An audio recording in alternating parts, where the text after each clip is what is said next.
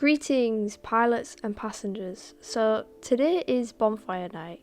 A recent video I did was on the history of Halloween, and now it got me thinking about all of the celebrations that we take part in throughout the year, not just Halloween, because there's many. You know, you've got Bonfire Night, you've got Halloween, you've got Christmas, Easter, all of these celebrations, and sometimes we do some very strange things on these celebrations, particularly Bonfire Night. I don't think people think too much about why they celebrate Bonfire Night nowadays. They see it more as just a chance to set off fireworks and have a good time, which is fair enough. I'm not here to tell you what you can and can't celebrate. I just like to maybe think a little bit more about these things. What is Bonfire Night? What is the history of Bonfire Night? So, just a little quick summary. Bonfire Night was all surrounding the attempt to overthrow King James I at the opening of Parliament in November 1605. King James I, he ascended to the throne, and this meant the union of the English, Irish and Scottish thrones. But previously, during the Protestant times, Catholics were treated very poorly. They faced persecution.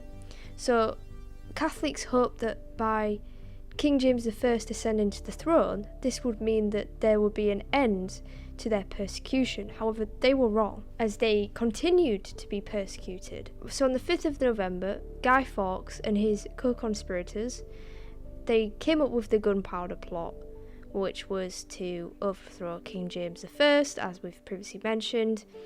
So Guy Fawkes, or Guido Fawkes, or Guido Fawkes, however you want to call his actual name, but Guy Fawkes was discovered with 36 barrels of gunpowder in the cellars of Palace of Westminster. Now, when he was discovered, he was captured. He was sent to the Tower of London, I believe. He was tortured to reveal the names of the other conspirators, as at the time it was only Guy Fawkes who was caught. Guy Fawkes ended up revealing the names of the others, and they were all hung, drawn and quartered, and their remains were actually sent to the four corners of the country as a deterrent to potential uprisings, which, I mean, I didn't even know that last bit.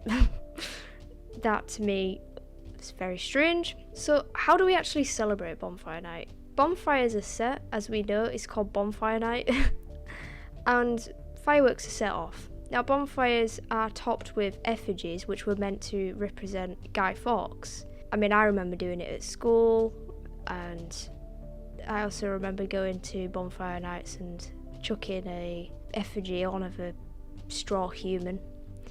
And so that the effigy is supposed to represent Guy Fawkes, and the fireworks are meant to represent the explosives that would have gone off. But it got me thinking about, there's a bit of a ritualistic aspect to all of this.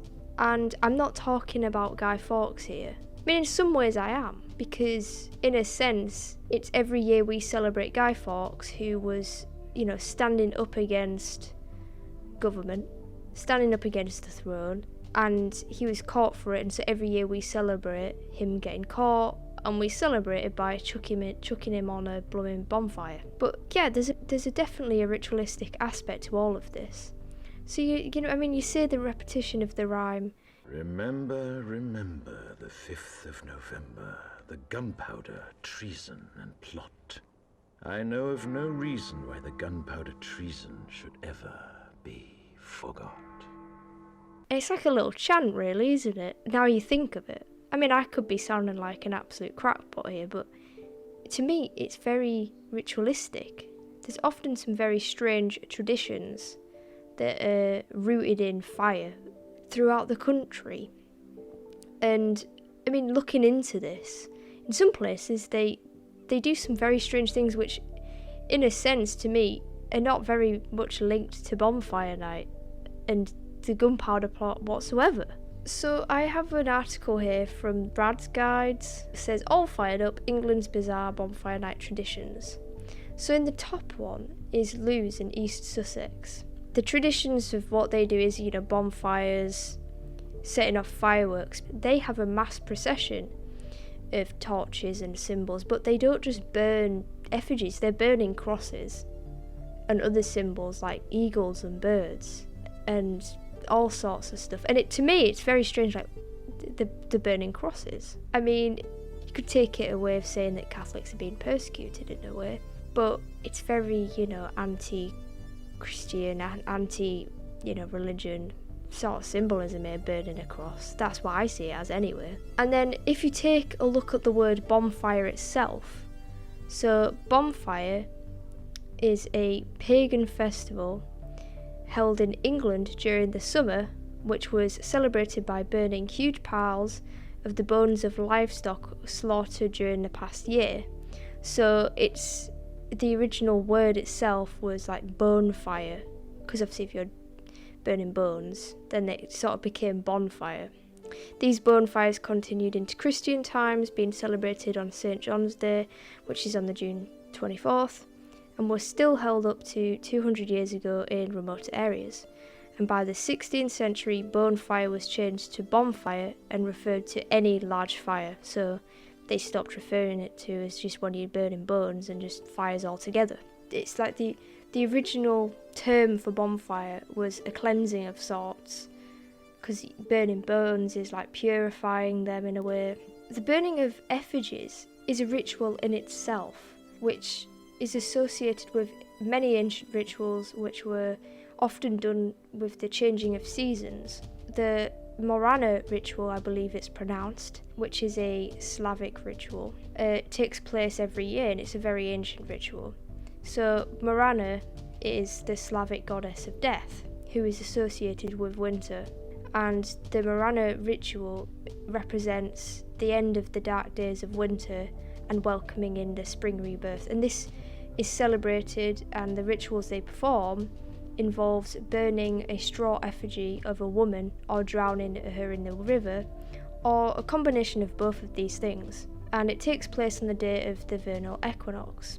Now, the people who celebrate this and believing this perform these rituals of burning, so associated with death, and it is they perform specific rites with it, and it's not too dissimilar to what is done with Guy Fawkes, because obviously if you celebrate Bonfire Night you burn an effigy of Guy Fawkes, and the reason that it's done there is to celebrate the fact that he was caught. And you could look at it as that the elites are encouraging the celebration or allow it to go on, and no one really says anything against it, because they would not want people to celebrate Guy Fawkes as a hero, because obviously he was very anti-government, which is against them. So they celebrate his death, his capture, and remind people of this every year by letting them chuck an effigy of Guy Fawkes on a fire. Furthermore, it also sort of drew similarities to the Cremation of Care.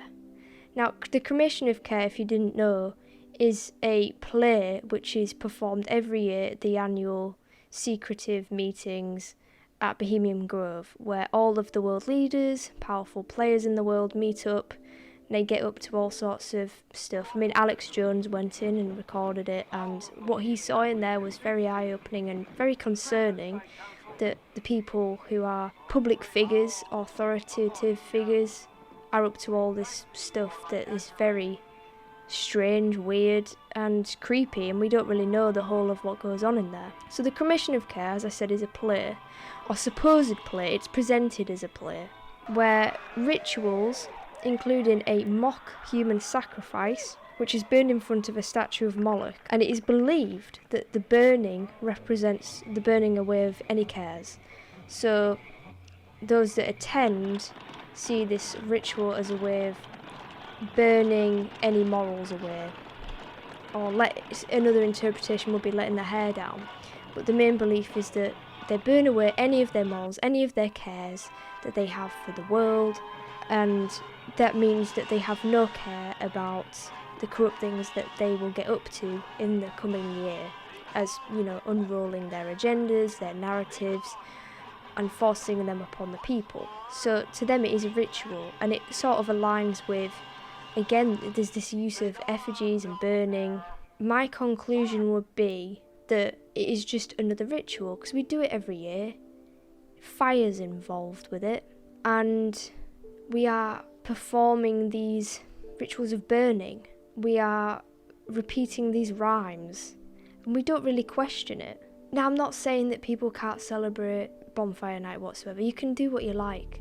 I mean, I never really celebrated Bonfire Night because I hate fireworks because it's too noisy, but I'm not saying people can't celebrate Bonfire Night, but I think it's interesting to think about what it symbolises, what it represents, and to me, looking through all of this research that I've done, I mean, it's difficult to really know what Bonfire Night really is all about, other than, you know, Guy Fawkes over here in the UK. But yeah, ever since I did that video on the true history of Halloween, it makes me think about thinking about things differently, because Halloween's all about fire rituals and celebrating the fire season, and to do with the supernatural aspect of it and how they celebrated that.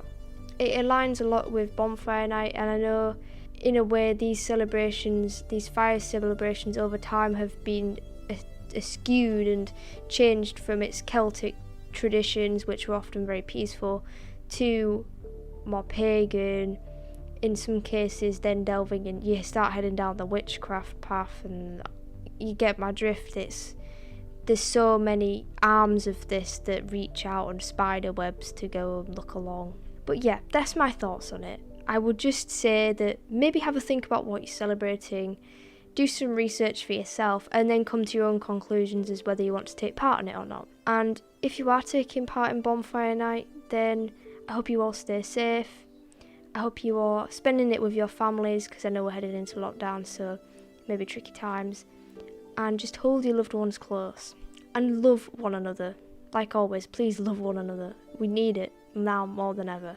I'd like to say, if you want to help support the channel, please subscribe to Dare to Fly Today and get ready to take flight. Turn on notifications so you get notified every time I upload a video.